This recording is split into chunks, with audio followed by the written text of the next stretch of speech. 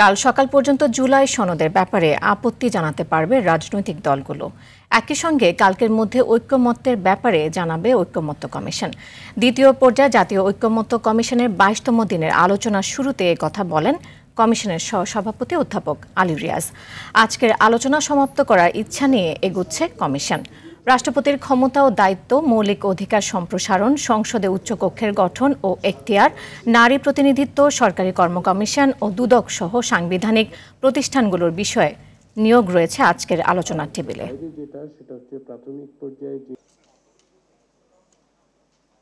সন্ধ্যা পর্যন্ত বা যদি প্রয়োজন হয় আরো কিছুটা দীর্ঘমেয়াদে, এবং কালকে আমরা সমস্তটা তৈরি করে যাতে একটা সকলের কাছে গ্রহণযোগ্য ঐকমত্যের জায়গাগুলি চিহ্নিত করা আছে এরকম একটি সনদ আমরা সকলের হাতে তুলে দিতে পারি। এগুলো নিয়ে আলোচনা অব্যাহত আছে এবং আমরা আশা করছি যে সিদ্ধান্তগুলো আপনাদেরকে আগামীকালের মধ্যেই অবহিত করতে পারব। এই মুহূর্তে ফরেন সার্ভিস একাডেমি থেকে সরাসরি যোগ দিচ্ছেন সহকর্মী আব্দুর রহিম। আব্দুর রহিম, আলোচনা এখন কোন পর্যায়ে আছে এবং এই ব্যাপারে কিছু কি জানতে পেরেছেন কিনা আমাদেরকে বিস্তারিত জানাবেন।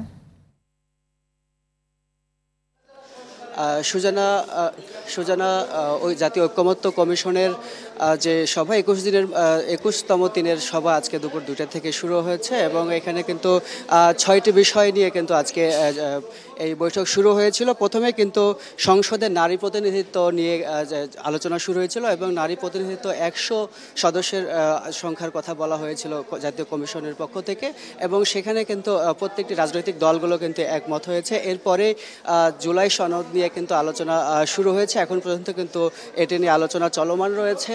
এরপরে কিন্তু আজকে বিকালে কিন্তু জাতীয় নাগরিক পার্টির পক্ষ থেকে জুলাই যে খসড়া দেওয়া হয়েছিল সেই খসড়া থেকে কিন্তু তারা বলা হয়েছে তাদের পক্ষ থেকে 36শে জুলাইয়ের মধ্যেই কিন্তু জুলাই সনদটি কার্যকর করতে হবে, না হলে কিন্তু যেহেতু অন্তর্বর্তীকালীন সরকার বারবার কিন্তু হচ্ছে বিভিন্নভাবে জুলাই ঘোষণাপত্রের কথা বলার পরেও কিন্তু তারা এখনো ঘোষণা দিতে পারেন নাই।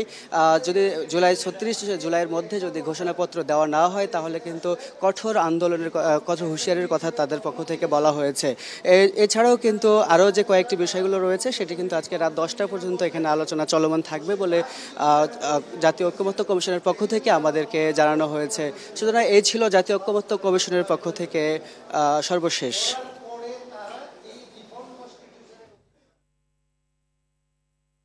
জি, ধন্যবাদ আপনাকে।